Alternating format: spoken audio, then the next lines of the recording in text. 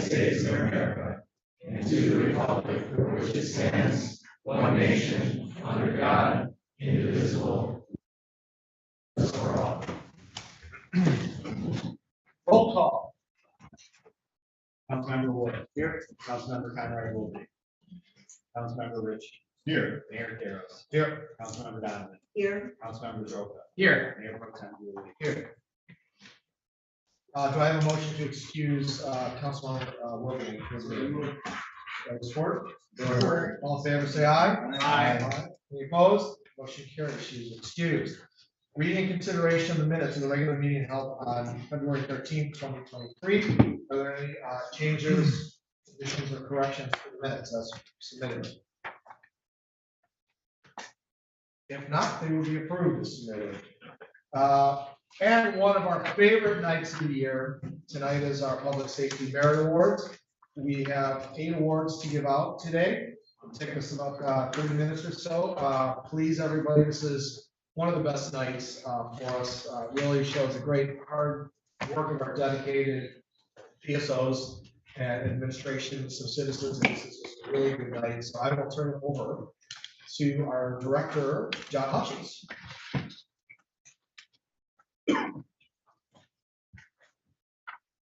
Good evening, everybody. Distinguished council members, Mayor Theros, family and friends. As always, we appreciate the opportunity to present our merit awards before you each year. It gives us a platform to highlight the exceptional efforts of our personnel who went over and above the performance of their duties during the previous year.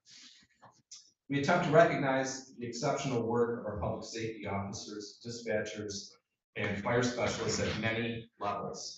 So please know that the recipients before you this evening are not the only folks who have received some form of recognition for the job well done in 2022. That being said, and without further ado, ladies and gentlemen, when I call your name, please step forward. The first award is Departmental Citation. PSO Brian Orlowski, PSO Mike Ryan, PSO Will Madsen, and PSO Brandon Coates. On August 16th, 2022, dispatch received a 911 call stating that kayakers were in distress in the lake near Harbor Hill. PSO Ryan was the first on scene and located 3 adults and 2 kayaks about 75 yards from shore. The weather and lake conditions had taken a turn for the worse, particularly for vessels without a power source. Kayakers were struggling to move in any meaningful direction and were taking on water. PSO Ryan, Coates, Madsen, and Orlowski deployed ropes and a rescue disc. Eventually, the officers were able to get them up against the break wall and successfully remove the kayakers to the shore, despite the large waves pounding them against the wall. All of the occupants were uninjured, and the officers even managed to successfully salvage the kayaks by utilizing equipment from our engine. These officers are commended for a job well done.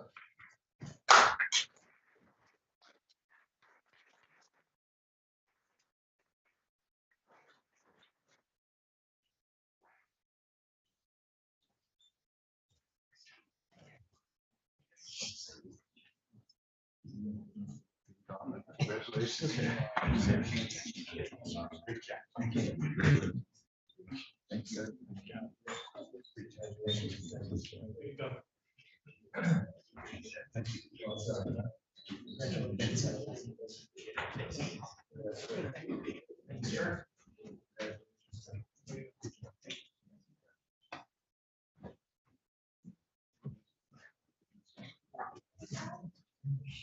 Next award is another departmental citation. Detective Lazarski, PSO Vandermark, PSO Fire Inspector Chris Desmondro, PSO Ragard, and Dispatcher Pat Hughes. Step up. Those of you who are here. On June 14th, 2022, CID Hughes, CID is Civilian Inmate Dispatcher, received a call from a resident on Ross who was not at home, but stated that his daughter and friends were there. reported that an unknown suspect wearing a construction vest had come to the residence and was asking for money. Officers began responding to the area. Sergeant Zielinski arrived on scene as CID Hughes dispatched a male matching that description that was now possibly on Hillcrest. Sergeant Zielinski directed PSO Desmondrill and Detective Zarski to proceed to Hillcrest. After speaking to the daughter and her friends, it was determined that the suspect had cut through some landscaping to another house on Ross. Upon arrival, officers determined that a bicycle was possibly stolen and a yellow construction vest was on the floor of the open attached garage. PSO Rager updated officers Desmondrill and Detective Lazarski located and detained a male matching the description at the corner of Mack and Ross. The suspect was in possession of property, indicating that he may have committed some additional home invasions. PSO Vandermark and other officers began to check the residences and confirmed with the homeowners on Ross that the suspect was the person who came to their door and had stolen the bicycle. Once at the station, it was determined that the suspect had a lengthy criminal history and was currently on a tether from a previous home invasion. Teamwork and swift action taken by these officers resulted in a quick arrest and return of property to the owner. These officers are commended for a job well done.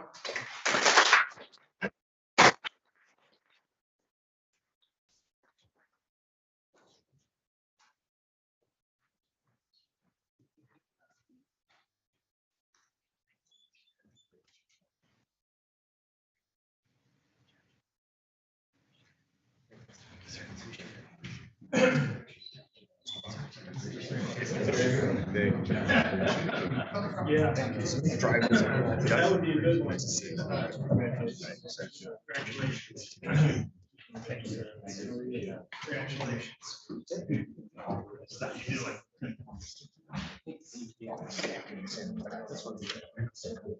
Congratulations. Chris, way to go.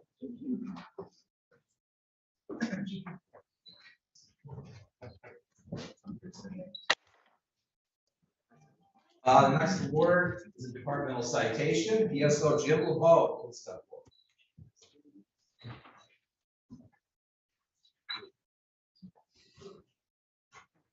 On November 23rd, 2022, while off duty, PSO LeBeau observed smoke coming from his neighbor's attached garage. He quickly retrieved his home fire extinguisher, ran to the residence, and found that the homeowner was unaware of the fire inside his garage. PSO LeBeau had to pry the garage door open and crawl underneath, finding the fire working its way up the back wall to the ceiling. Using his extinguisher and others from surrounding neighbors, he was able to extinguish the blaze prior to the fire department's arrival. PSO LeBeau is commended for his quick thinking and willingness to take action while off.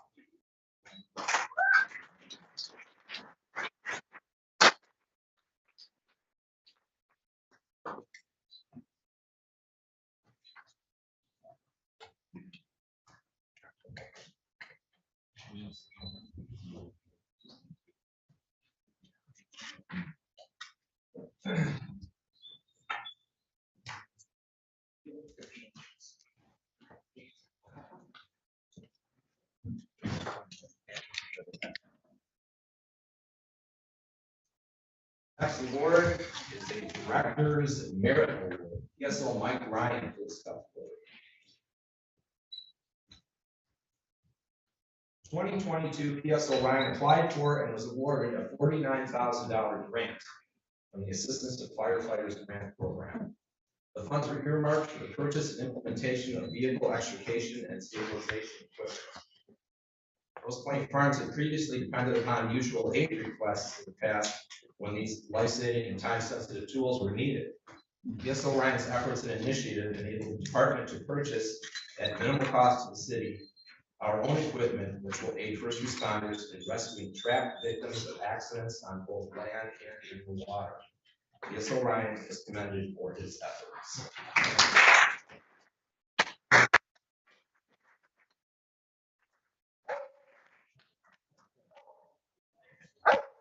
Thank you.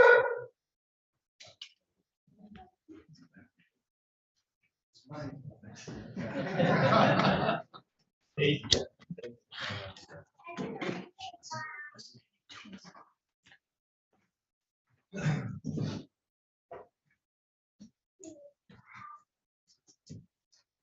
next officer is receiving 2 awards. Lieutenant Wes Kip, please come forward. Departmental commendation. This past summer, Eastern Wayne County Special Response Team responded to 2 separate barricaded gun situations, with shots fired and fatalities. During the first incident, the home had been set on fire as a suspect was shooting at responding officers. With the house burning, Lieutenant Kippy used his expertise with a 40mm launcher to provide cover and ventilate sections of the house as other SRT members extinguished the fire. At this point, SRT members and Lieutenant Kippy made entry and extricated multiple victims. The second incident also involved a barricaded gunman with 2 victims inside of a home. The SRT unit made immediate entry and extricated the 2 victims to awaiting ambulances. The suspect was located hiding under the basement stairs, holding a gun to his head and threatening suicide. The SRT unit staged a few feet away with ballistic shields as Lieutenant Kippy positioned himself to the side with a 40mm launcher. The suspect refused commands to drop his firearm and threatened to point the gun at the team. At one point during negotiations, the suspect was offered a cigarette, and as he placed the gun on his lap, Lieutenant Kippy hit the suspect with a less than lethal round, temporarily stunning him and allowing SRT members to take control of the suspect. Lieutenant Kippy's actions resulted in no further loss of life at both of these incidents, and he is commended for his expertise, restraint, and professionalism.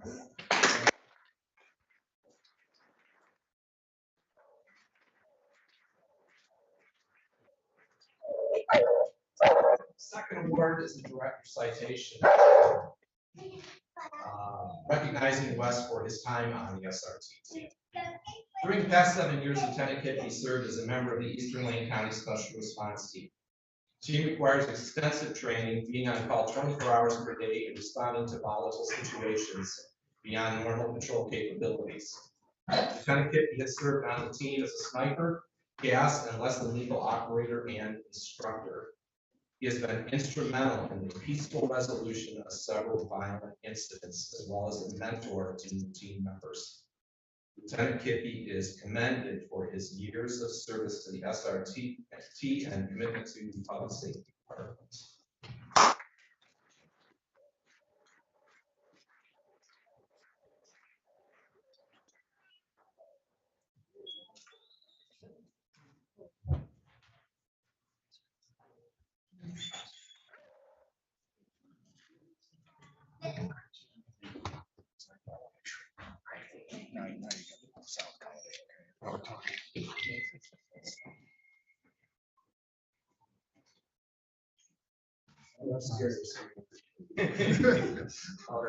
Next award is another director citation, Sergeant Frank Slinsky.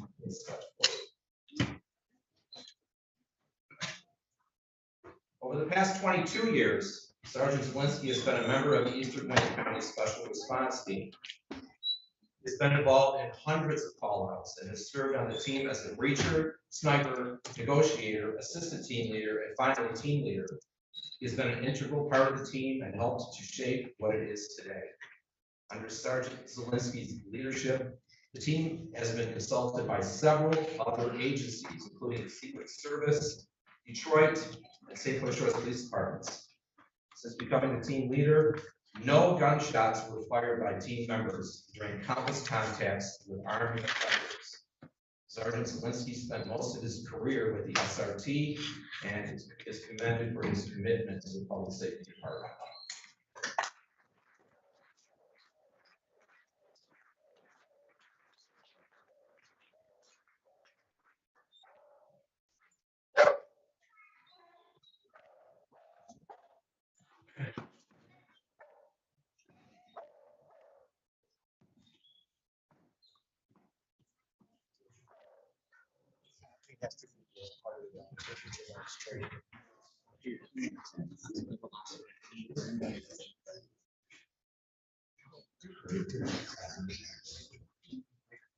Last but certainly not least, we have a couple different awards awarded in the same incident.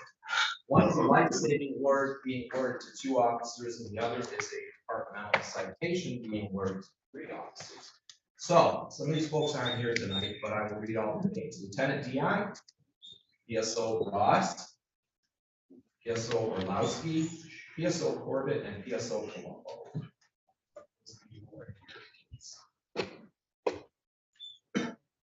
On May 5th, dispatch notified officers of a medical emergency at a residence on Muir Road.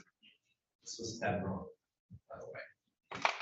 PSO Corbett arrived first on scene, made entry, and found the resident was bleeding profusely from his medical cord, which had become dislodged from his arm. The resident's wife was applying pressure, but the bleeding was still significant. Lieutenant Dion arrived and immediately applied his tourniquet to the victim's arm as PSO Ross applied pressure to the site. The bleeding greatly slowed but did not stop. The victim was carried out of the house by Colombo, Orlowski, Corbett, Dion, and PSO Ross, who was still applying pressure.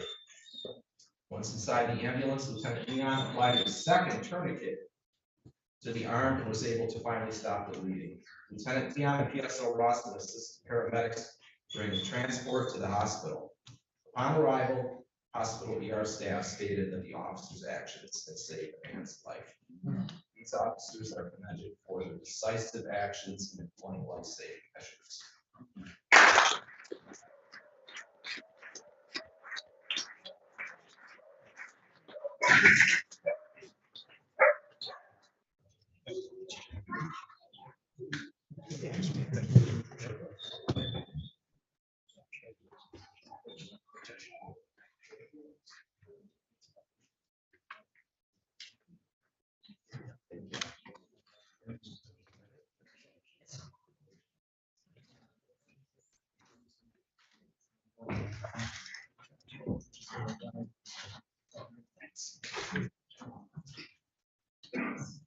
So that concludes our presentation for tonight. We appreciate the opportunity, and we thank you all for being here.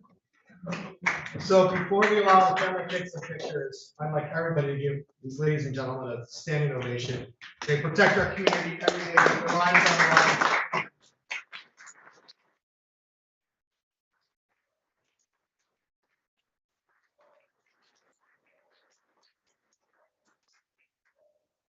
So we'll take a short break. If the families want to take some pictures with their officers. So we'll take about 5 minutes to do that.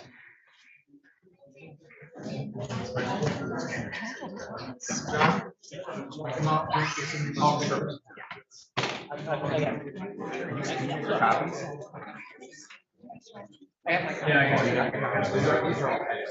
These are all minutes.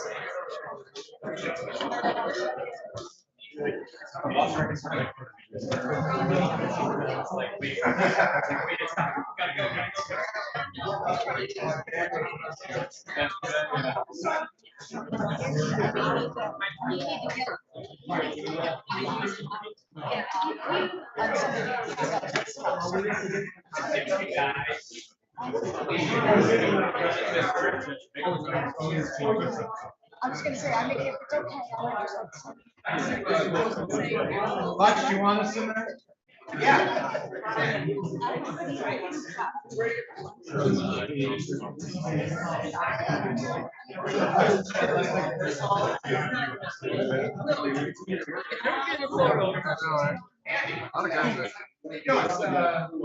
It's a little bit, yeah, they're on those 10-hour shifts. It's already going. Oh, yeah, jeez. I hope I don't need to. All right.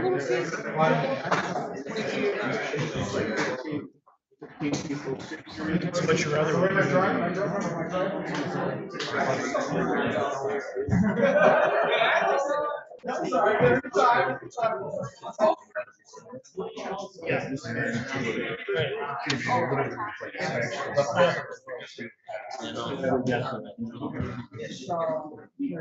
Take care, buddy. Okay.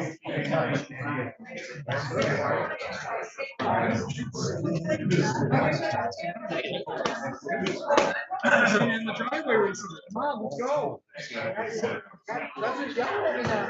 Good. Thanks. Good. Thanks. I don't think I told.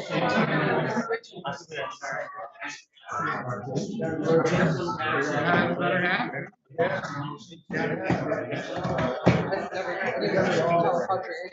So, hey, sorry, I saw you down at the end of the bar. I know. How about you? Could come over and say hello.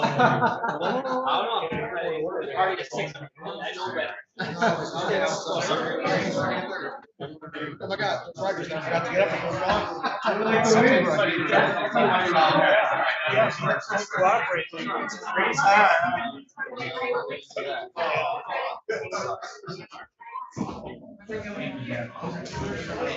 I know, you're a star, yeah.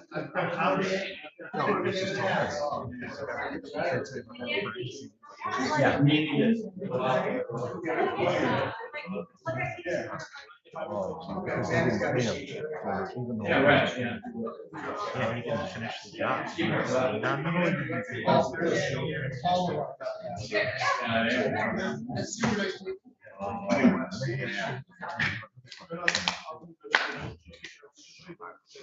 Can liens be bought? Yeah.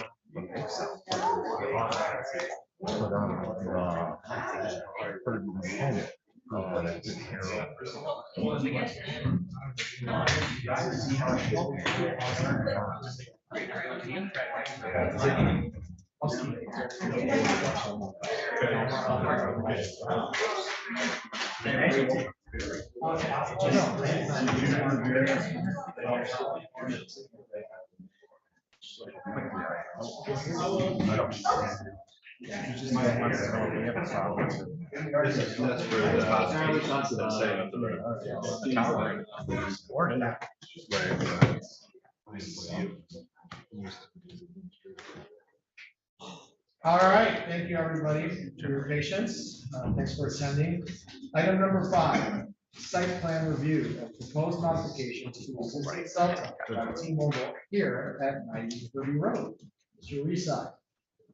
Yes, the city was approached by T-Mobile, probably going back over a year now, regarding the desire to improve communications in the area for T-Mobile. And obviously, this is an ideal site for T-Mobile. And so we began that discussion, which would involve adding some equipment on the lower level of the antenna and utilizing a small area of our public safety garage. And again, we've been in discussions for some time. We feel logistically we can accommodate T-Mobile, and it will be an enhancement of cellular service for the area. With that, there's a site plan approval is required because it's an alteration of the existing structure by adding antennas. And in addition to that, contract with T-Mobile would need to be approved by City Council. We have Wally Nelly's here from T-Mobile to answer any questions council has. Does council have any questions? Last. Do we have? Said the questions? Yes, it's coming up. Oh, there it is. Good evening, everybody. Wally. Sir. Yes, hi, just a couple of routine questions if I could. Sure. For the proposed modifications, there won't be any nuisance to the residential areas, you know, in terms of any noise or anything like that, or any extra visibility, nuisance or anything like that at all? The only extra visibility would be the fact that there will be 6 more antennas on the bottom level of that tower. So What will the height be on? the height will stay the same, but actually the antennas are being placed below, I believe it's AT&T right now, right below those antennas. And as to noise, no noise, no additional noise, the, we also did a study that we gave Mr. Reside as to the, the addition of cumulative effects from the radiation effects. It is like so far below the limits that are set for this, it's almost immeasurable. It's like a half of 1% of the allowable exposure levels. So you're not creating any health effects for to the folks in the neighborhood, and it's not noisy or anything like that. And we noticed the neighborhood, Matt? Yes. Any letters of objection at all? We had a few inquiries, but no No objections. objections. And finally, let me ask John Hutchins if there's any safety concerns regarding new modifications whatsoever. I mean, No, we reviewed it. We don't have any objections. So as long as the pole can support the extra weight of what they're adding to it, that would be our only concern. thank you. That's it. Any other questions from council? All right, thank you. Any questions from the public? Come on up, Andy.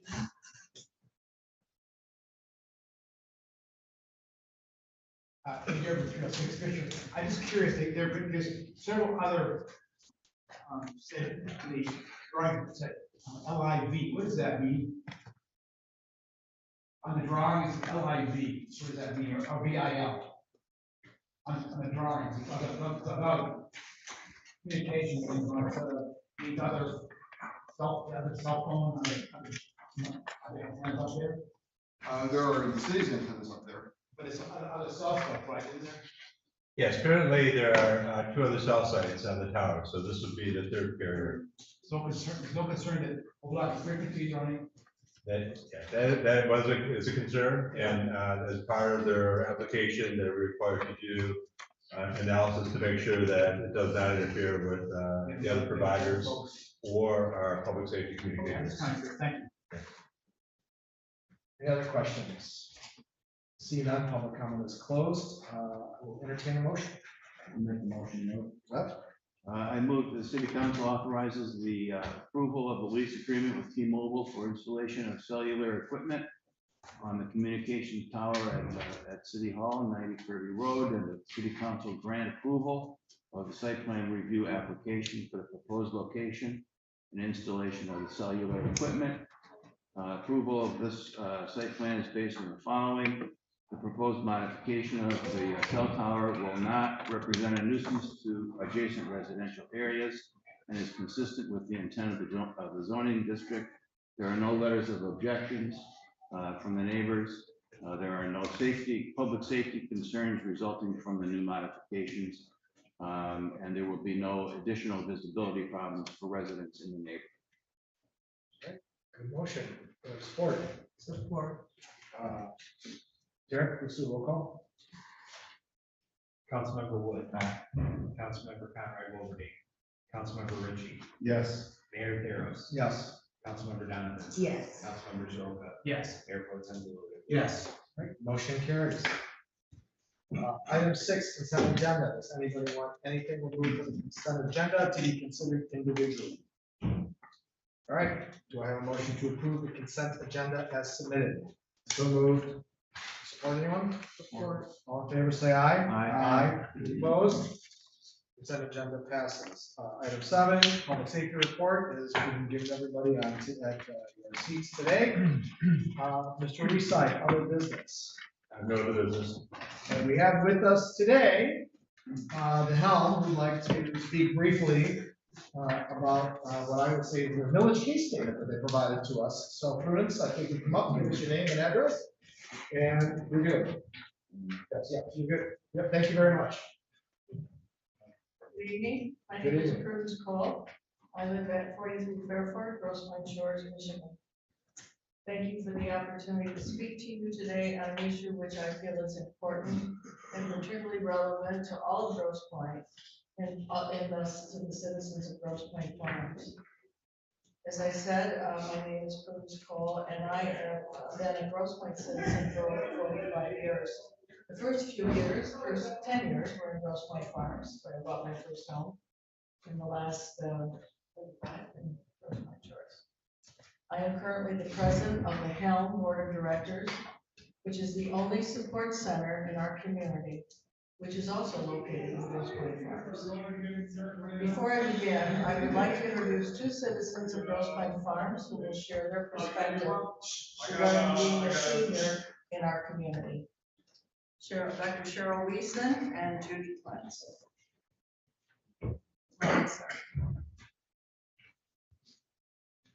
Good evening. Give us your name and address then. Yes. Good evening, thank you. I'm Cheryl Wiesen. I live at 180 Lewiston, Grosse Pointe Farms. And I'm here because my husband and 3 sons and I moved here 30 years ago.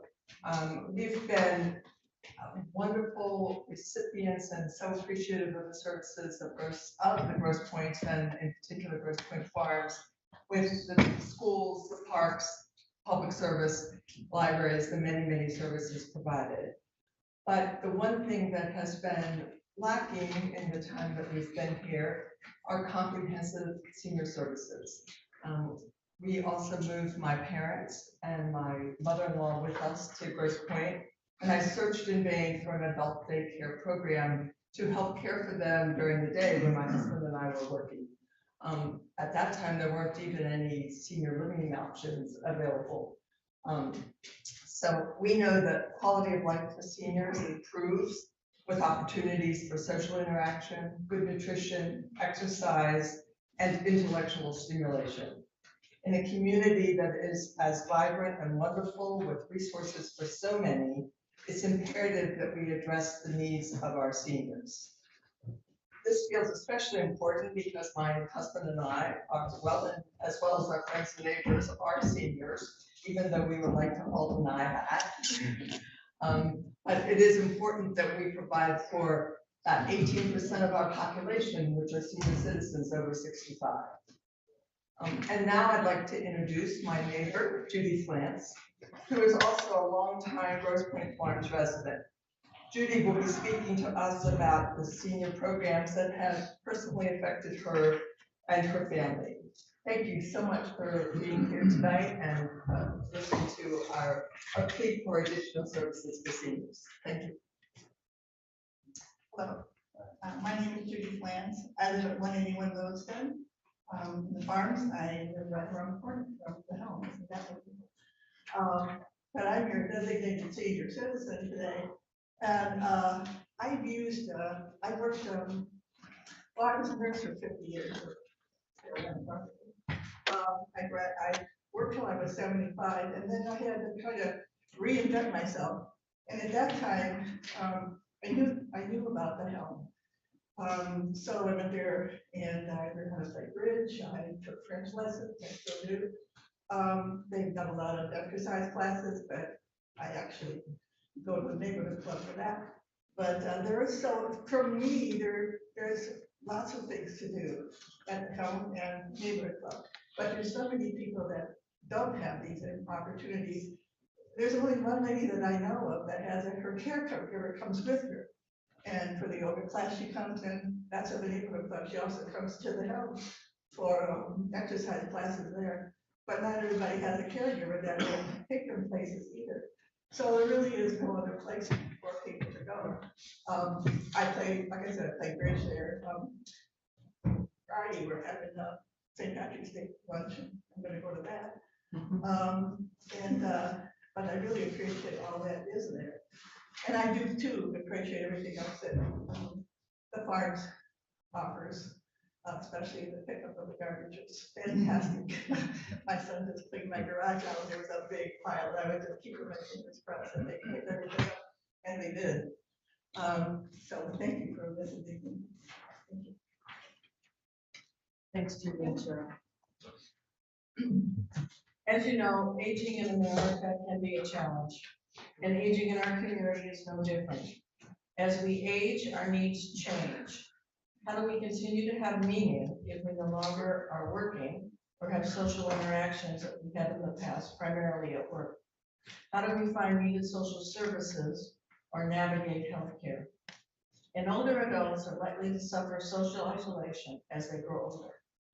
They may also require some assistance to live safely and independently in their homes. It is well known that social activities, help with simple chores, access to pre-cooked meals, transportation for medical appointments, or organized physical activities can make a big difference for long-term health and independent living. I'm here to speak to you tonight about an important issue. Let me first share some facts. Approximately 18% of the population of the 5 Grosse Pointes and Harper Woods is age 65 and older. Just 4 years ago, that percentage was less than 15%. And in 2035, that percentage is expected to be nearly 26%.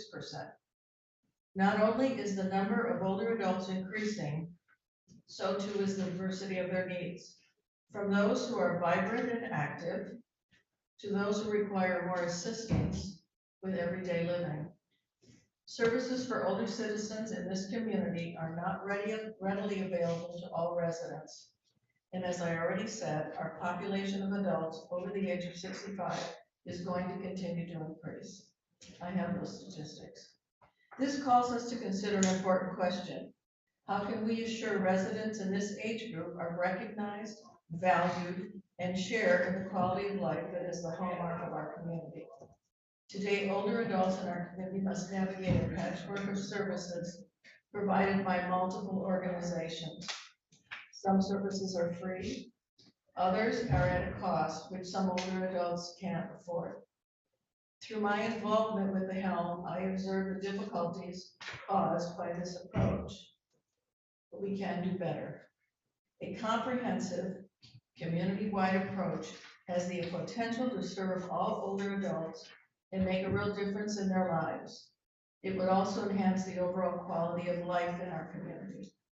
The Helm, formerly known as SOC, or Services for Older Citizens, has been filling this breach for almost 50 years as a nonprofit and primarily donor-funded activity. The team of employees and volunteers at the Helm do their best to respond to the needs of older adults, but we are challenged by our dependence on private donations.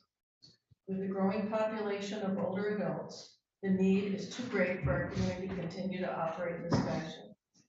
We think it is time for a more comprehensive approach to serve older adults and provide additional services which we cannot fund at this time. The majority of cities and counties throughout Michigan have already done this. Of the 83 counties in Michigan, 72 have the senior services millage utilizing Michigan Act 39 of 1976 to ensure seniors receive the support they need. For those counties which have not focused on this support, of which Wayne County is one, local municipalities have joined together to ensure senior services. Our northern Oakland County neighbors of Rochester, Rochester Hills, and Oakland Township worked together to address this issue in 1983 by creating an older persons commission, followed by passage of the senior citizens millage. Their older adult population is engaged, thriving, and they have comprehensive senior services, and they have the Taj Mahal of senior centers. Our older adults should have the community support to do the same. We need to act. Today, I'm requesting as a council, you take first steps toward establishing a comprehensive approach to supporting our older citizens.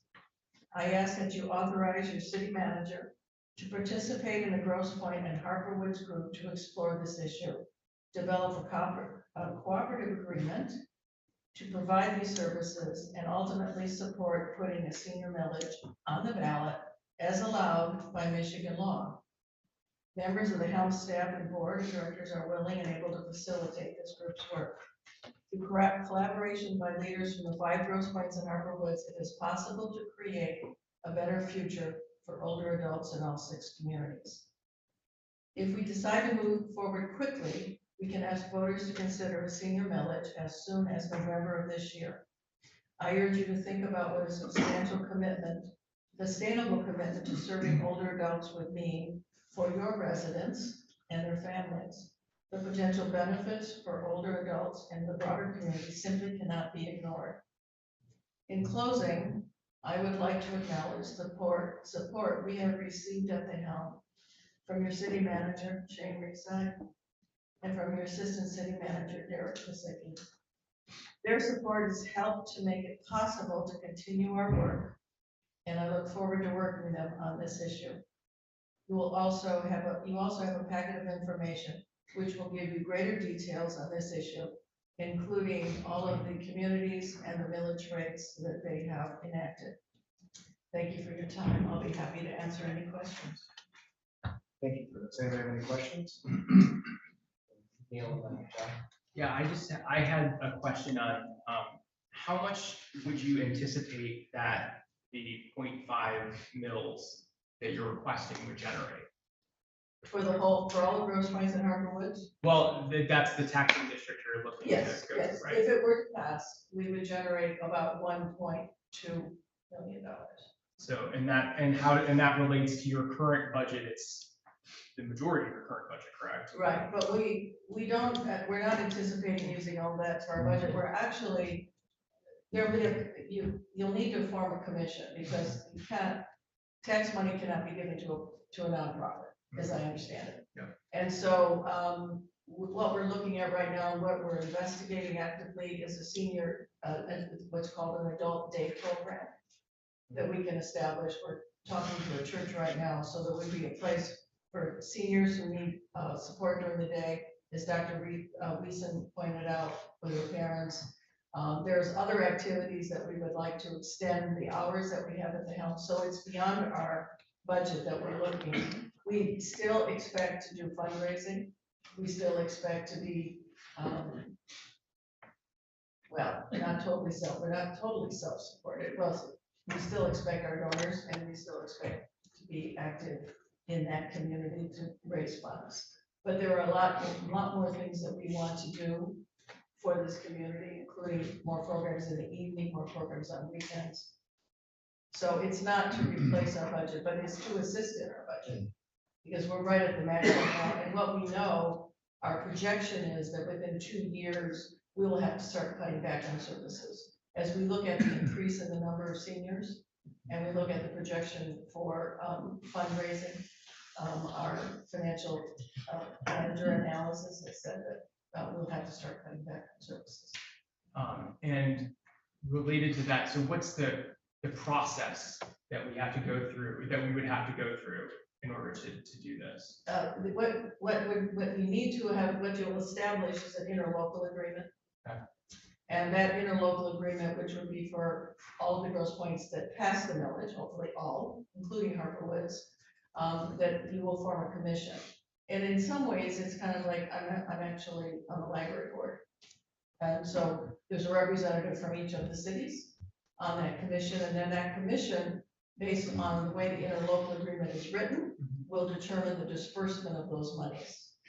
So one of the things, for instance, the Rochester Center has a wonderful, it's a fabulous center, and they have a pool for people to use for healing, after surgeries and stuff like that. Well, we don't have any space for that where we're at. We're in a building that's on loan to us from Henry Ford.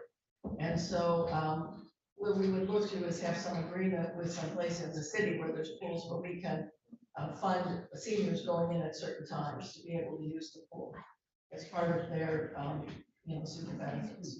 And just to give people context, is you said that 72 of the counties in the state have some sort of senior Yes. 72. millage for seniors. Yes. Is there a specific provision in the state law Yes. that allow for specifically senior? Yes. Because what's interesting to me is we have a childcare crisis in our community as well, and I don't know if there's a similar sort of tool that the state provides to provide a millage for those kind of services. So I definitely understand the needs for care at all ends of life, and it's an important thing for us to consider. If you look at the packet, there's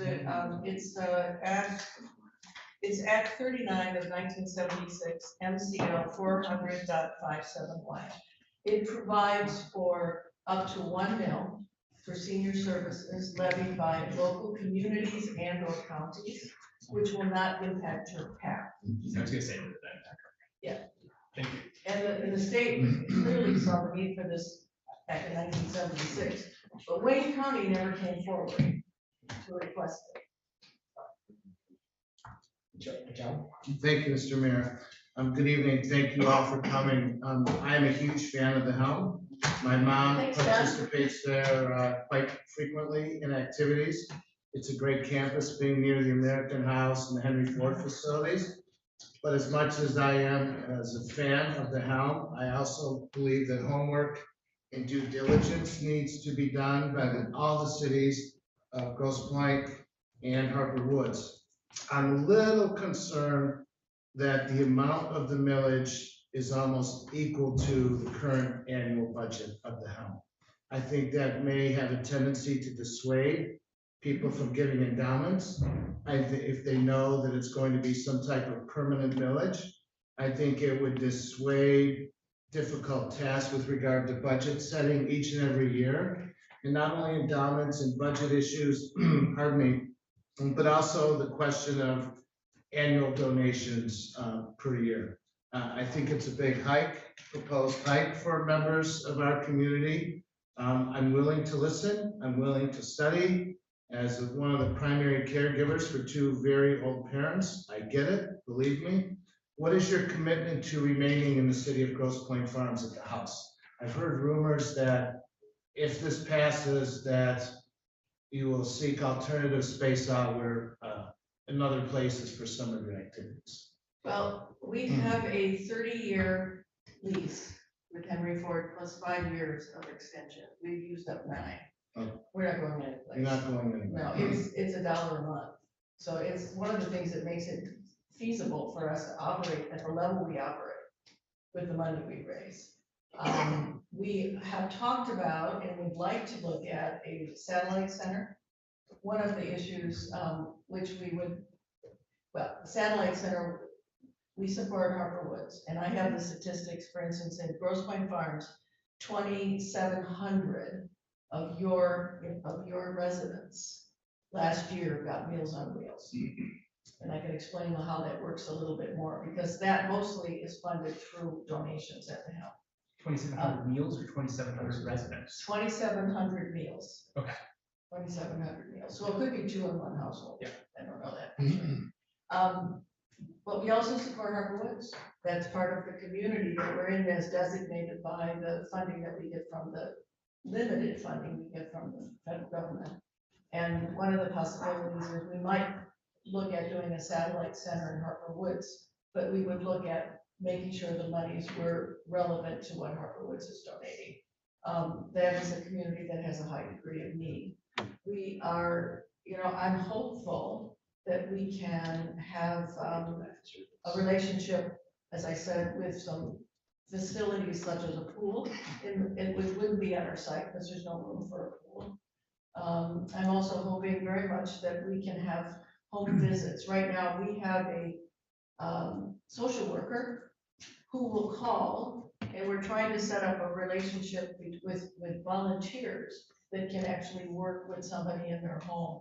But I would like a team of people that are licensed that could go into a home and check on for instance, your parents and see everything's okay. We get calls from people and children in California who say, did you check on my mom? Now, I know they can call the local police, but then they don't know where they can get help. And we're doing those calls all the time. Well, I'm very appreciative of you being here. I'd love to hear more about the additional services that may be offered. And I wish you the best of success in replacing Peggy. I think she did a very good job. I think you've got your work cut out for you. We have an Good luck. announcement tomorrow. Well, And we're very good. very pleased, I think you'll be happy. Perfect. We worked really hard. I'm sorry. Well, okay, thank you. So, thank you for being here. Given the taxable values of all the communities here, do you have a sense as to how much 0.5 mils is going to? Well, you said 1.2. Did you already say? Yeah, Yes. 1.2. I'm sorry, I missed it. Yeah. So, Which I think is light, by the way. Because I think that's light. I think half a mil here is almost 400,000 alone. Yeah, I think In the that farms. seems, So I think 1.2 seems pretty that light. seems pretty low to me. We have a 800 and some odd million taxable value here, so it seems like 0.5 to that, that's a lot. Anyway, regardless of the exact amount, my point is, equitable distribution. So to be grossly, kind of an illustrative example, I think it would be somewhat unfair if 85% of that 1.2 or 2 or whatever the amount of money is went to Grosse Pointe Park, okay, residents there. I wonder if maybe this is putting the cart before the horse a little bit, but will there be a means by which, all seniors in all of our communities will have a reasonable amount of, it would be an equitable distribution of the dollars that are raised? Well, we would try to do that, but one of the things we don't do, when people call and ask for, first, let's say they want a member, but we have memberships right now, so if we had a millage, we would not have memberships anymore. Now, if 35 people call from the farms and 65 people call from the park, at this point, we are not looking at, well, we can only allow so many from the park because of an equitable situation. If the commission said we have to find a better way to make this equitable, we'll look at that, but we don't operate that way right now at the helm. We operate, whoever needs our help, when they call, we don't even ask their age, because we're there to be a support. And so I suspect there are people that come in that maybe that are under 65, I suppose. I mean, what happened? There are people, I actually know one person right now, I guess I shouldn't say this, but she lives in Detroit. She comes, but she pays a membership fee. If it were in the future, she'd still have to pay a membership fee. That's how Rochester handles it. They have a membership fee much higher than ours. And if you live in those communities, you get to use the services for free and there's no charge. But if you don't, you pay $225 a year, which is actually more than I got calculated what the 0.5 mil would be for my house. And it would be about $150 a year for me in my house. So, for somebody in Rochester Hills, if they want to go to their they call it the OPC. If they live in a city, not Rochester Hills, but if they live in another city like Royal Oak and they want to use it, they have to pay the $225. Does that make sense? Yeah, So we have, that certainly would be something relative to the discussion regarding the interlocal agreement, relative to making it fair. I mean, we're aware of that. Sometimes it's kind of hard to divide the Grosse Pointes into individual communities, but at the same time, I recognize that there are 5 individual communities. so tonight, Shane or Louis, we're being asked to do what? Just to consider potentially getting involved and letting Shane. And There's as no, Shane there's is- no action. There's no vote, there's there's no action. There's no motion. Well, we've asked that you would ask Shane and or Karen to work on a joint activity with the other Grosse Pointes. I'm going to be speaking to all of them in April. And I'm hoping to be able to go back in May for a vote. But for Shane to work on it, I mean, I'm asking the councils just to ask him to do that. Right. So one question I had is, I can't remember what the library local is. Collection. If you take this to the ballot in 5 Grosse Pointes and Woods, and Grosse Pointe Park votes it down, Yes. what do you do with those residents? Like do you force the Grosse Pointe Park residents to pay a membership because Yes. they're not paying it? Yes. And they'll have to pay for the classes. Some of our classes are free because they're provided by Wayne County. They're with Wayne County Community College, I should say. But for the other classes, like we had a class today on CPR, it was $35. So those classes, we would cover those classes in the future. And if your city had a millage, you wouldn't pay for them. If your city didn't, you would pay for those classes. Sorry, I have one more question. With those, so right now we're charging people for classes and for memberships and all those Yes. things. If someone has an inability to pay, do they have access to any of these services at all? Or do you guys have some sort of, lack of a better term, like scholarship or fellowship program or? We don't have any formal program right now, but, if they call and they talk to our social worker, she helps out. Okay. But we don't have any formal money set aside for that. Anything else from council? All right, thank you so much for the great presentation. Thank you very much. for the Thank you. information. Thank you. Does council have any other business? Yeah, Yeah, I did. I just wanted to share, and I know a couple of us have gotten inquiries about it. We're coming on election time, in the coming year. And, I just wanted to share, with the council and the community that I'm gonna be running for reelection, and I'm gonna begin collecting, actually I have my petition here, I'm gonna begin collecting signatures here. And I just wanted to take this moment to thank you all for the last 3.5 years in the city council. It has been, I've been incredibly honored to work alongside all of you, and this incredibly strong administration. We've also in that time been able to work with Beth and others and some of the ideas that we brought forward to the council, like the streaming video that we now have access to. And I also think that we have a lot of work still left to do. I think from the sewer separation project that we're working on to the road improvement plan that we're still working our way through, and continued advocacy for improvements to Wayne County's seawall on Lakeshore Road. I think there's a lot of work left to do. And frankly, I hope that the council members that we still have on it sounds like they're planning on running. I hope they will as well, because I think we do a heck of a good job together as a team. And I'm really happy and appreciative of all your support. very good. Thank you for the comments, absolutely. Anyone else on council? Anybody in the public have any comments? Andrew? Sorry. Andrew from 306 Fisher. We had 2 weeks of storm with a lot of people who lost power. And Shane, I'll be on DTE about what's going on and about taking so long to get The these. queue's long. I've been having it for 6 days. Yeah, I mean, I do watch it, but I a lot of think, folks have no power. I think not only, locally, but, regionally, I think there's been a lot of concern that's even been brought up by the state attorney general, to discuss it with the Public Service Commission.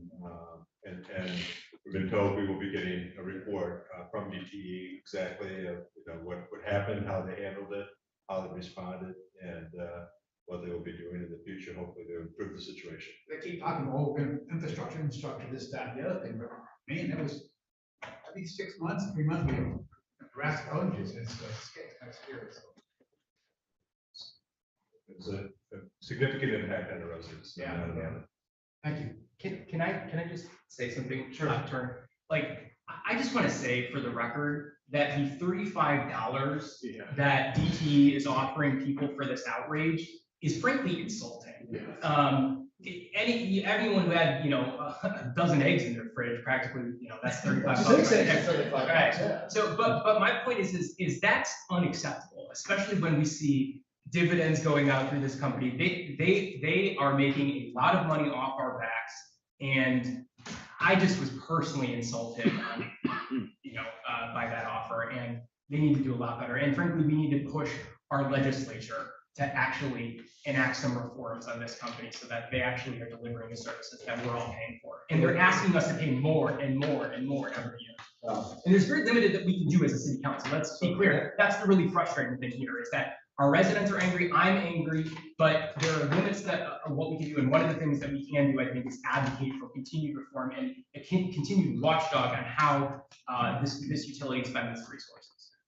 The MPSC, but the latest, of course, is the increased rate for prime time power. So between 3 and 7, everybody should just be outside, reduce their heating bill, and don't cook until 7:01. So.